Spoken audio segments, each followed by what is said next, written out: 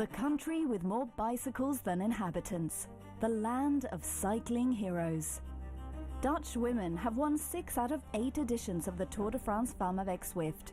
Great riders from that small but mighty cycling nation, the Netherlands. We are proud of our women, talented and driven, strong as individuals and even stronger as a team. The start of the Tour de France Femmes avec Zwift means more to us than just a sports event. We have a story to tell, a dream to share, to inspire everyone, to get them moving, to also step on a bike for health and happiness, because cycling expands your world. We can't wait to host the Grand Depart in 2024. Rotterdam, The Hague and Dordrecht have joined forces to organise a spectacular event and welcome world-class riders. Monumental cities, historical places, challenging dike roads and vast countryside will set the scene for the initial stages of this cycling spectacle. The teams and all spectators can expect an enthusiastic and warm welcome. Rotterdam has made me who I am. It's incredible that the start of the Tour de France Femmes 2024 will take place here in Rotterdam. What a dream to race through my Dordrecht. Taking part in the Tour de France Femmes is every rider's ultimate goal. Also my goal. It would be amazing if I am one of the riders going for the win in The Hague.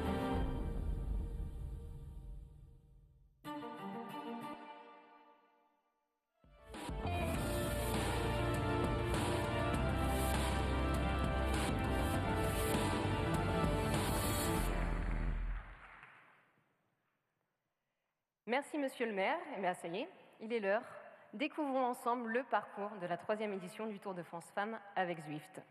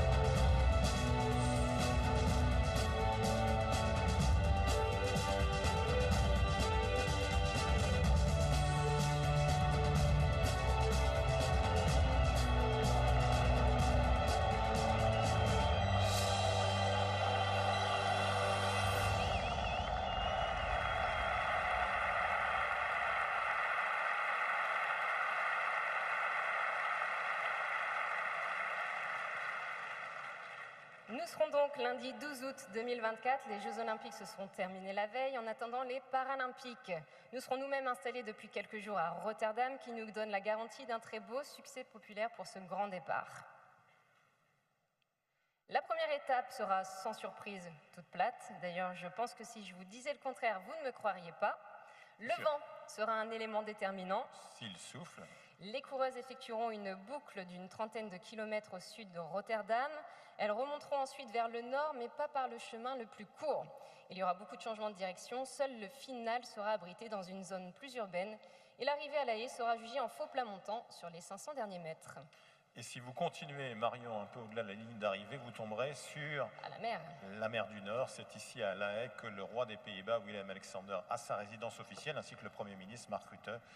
La Haye qui accueille plusieurs institutions internationales, dont la Cour internationale de justice, l'organe judiciaire principal des Nations Unies, qui a son siège au Palais de la Paix, que vous découvrez. Le lendemain, nous serons à Dordrecht. Côté décor, moulin, bateau, canot, mais côté course, c'est encore le vent qui sera scruté avec attention. Si le vent souffle, attention aux dégâts car il y aura encore beaucoup de zones à découvert. Ce sera une journée très dense car il y aura 2 étapes. Une courte étape en ligne le matin sur un format dynamique de 67 km. Comme la veille, les filles les plus rapides du peloton seront sur leur terrain. C'est une ligne droite finale de plus d'1 kilomètre qui mènera les coureuses à l'arrivée à Rotterdam où nous serons de retour.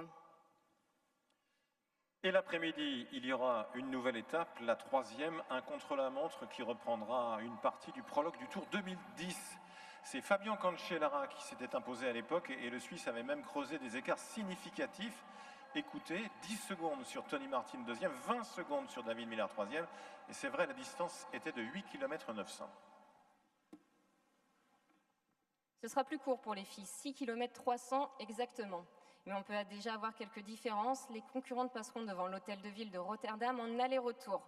Ce sera un chrono pour spécialistes qui sera tout plat. Les coureuses emprunteront le pont Erasmusbrug, symbole de la ville, puis un deuxième pont viendra, le pont Willem. Le pont Guillaume en français. Et les 400 derniers mètres seront identiques à ceux du matin. Ce sera la même ligne d'arrivée. Et nous serons sur les bombes pièces, une avenue ornée de nombreux drapeaux qui étaient en 2010 à l'effigie des coureurs du Tour. On peut aisément imaginer ce que cela pourrait donner l'été prochain. Mercredi 14 août, nous serons toujours aux Pays-Bas, mais le profil de l'étape sera bien différent des 2 premiers jours. On partira en effet du Shimano Center de Valkenburg et ce sera un condensé de 2 grandes classiques. D'abord de l'Amstel Gold Race avec le Coburg, son sommet emblématique en vedette, et nous ferons une tour autour de Valkenburg. Ensuite, nous prendrons la direction de la Belgique. Et en arrivant en province de Liège, nous roulerons sur les routes de ce monument qu'est Liège-Bastogne-Liège. Au programme, et dans l'ordre, le Mont Theux. Nous irons chercher ensuite la célèbre Redoute. Viendra ensuite la Côte des Forges, et enfin la Roche-au-Faucon, avant d'arriver sur les bords de la Meuse, dans la cité ardente à Liège, quai des Ardennes. Le dénivelé de la journée, 2000 mètres. Du sérieux.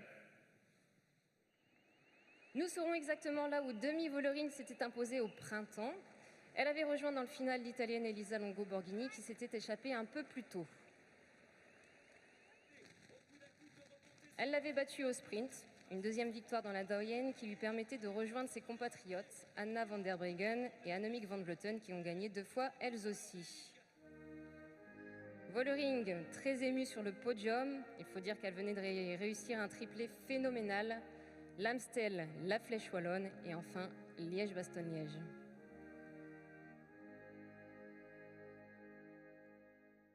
On respire. Une vraie logique là-dedans, Marion, après Liège-Bastogne. Bastogne qui accueille chaque année le départ de la version féminine de Liège-Bastogne-Liège. Nous ferons route au sud en direction de la France. Nous traverserons les départements de Meurthe-et-Moselle puis de la Moselle. C'est accidenté sur la fin, l'échappée a de vraies chances d'aller au bout. La côte de Montois-la-Montagne, 1 km 700 à 6%, peut être décisive à 15 km de l'arrivée à Amnéville, avec un dernier kilomètre en légère montée à 4%. Et le lendemain, nous serons dans le département des Vosges, à Remiremont, qui a eu parmi ses licenciés Julien Absalon, le double champion olympique de VTT. Et aussi une multiple championne du monde de VTT, de cyclocross et sur route, Pauline Ferrand-Prévot, qui aspire à un titre olympique à Paris. Ce sera une très belle étape pour puncheuses, pour grimpeuses. Il y aura 5 ascensions répertoriées et les plus sévères seront en fin de parcours, notamment la côte de la Roche du Prêtre, dont les 500 derniers mètres seront à plus de 9%. Il n'y aura pas de sprint massif à Morteau, dans le département du Doubs. Le dénivelé de l'étape, 2200 mètres, et cela va aller crescendo au cours de la semaine. Morteau, ça me dit quelque chose. Or donc, après avoir digéré une excellente saucisse de Morteau, nous repartirons de Champagnole, la perle du Jura, Nous serons en plein cœur du département, entre vignobles, lacs et montagnes. Le décor est magnifique et le terrain sera taillé pour les grimpeuses. Il y aura en effet de quoi faire, avec comme la veille 5 ascensions répertoriées. Et ce sera en plus la plus longue étape du Tour de France Femmes avec Zwift en 2024.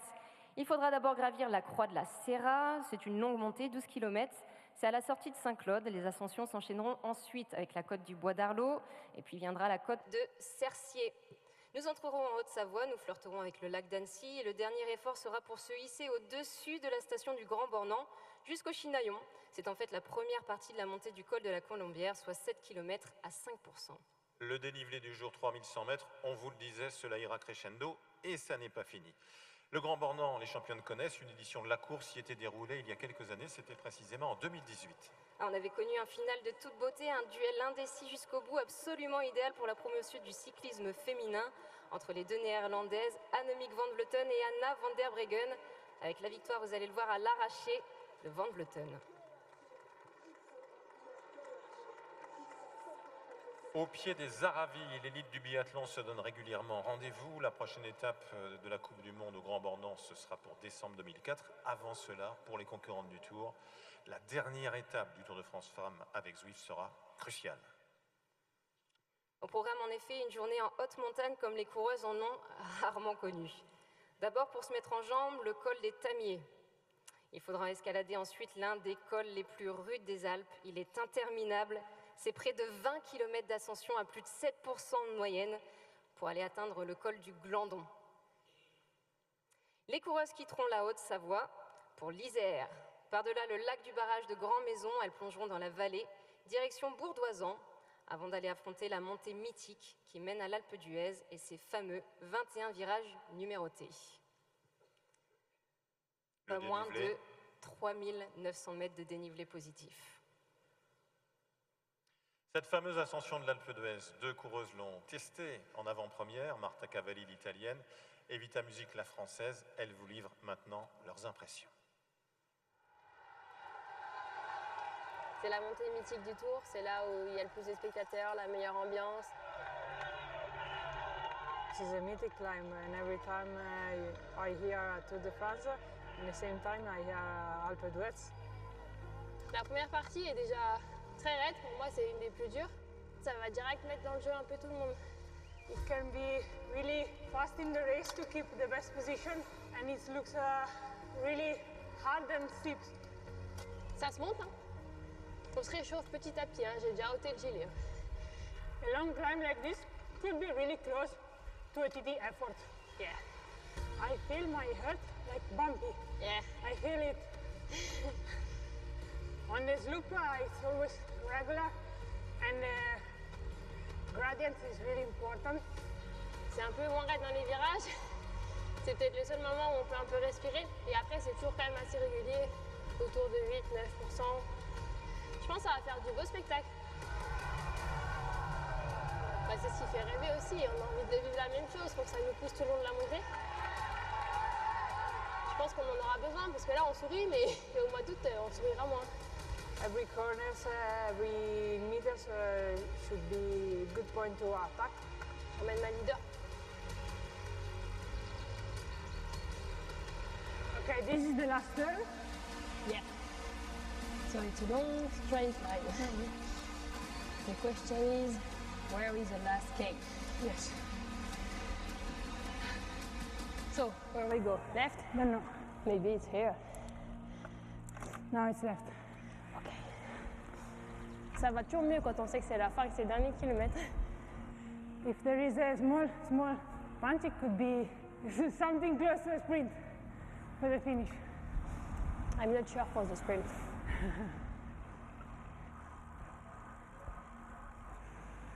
Woohoo!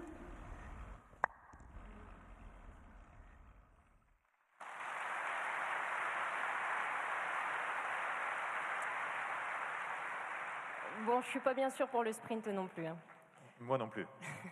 De Rotterdam à l'Alpe d'Huez, des Pays-Bas à la montagne des Hollandais, le Tour de France Femmes avec Zwift comprendra 8 étapes d'un parcours de 946 km tracé dans 3 pays, les Pays-Bas, la Belgique et la France. Dans l'Hexagone, 3 régions et 10 départements seront traversés. Il y aura 3 étapes de plaine, 2 accidentées, 1 contre-la-montre et 2 étapes de montagne. Le dénivelé max pour une étape sera de 3900 mètres, soit 900 mètres de plus que le plus fort dénivelé des années précédentes. Brutal. Très brutal.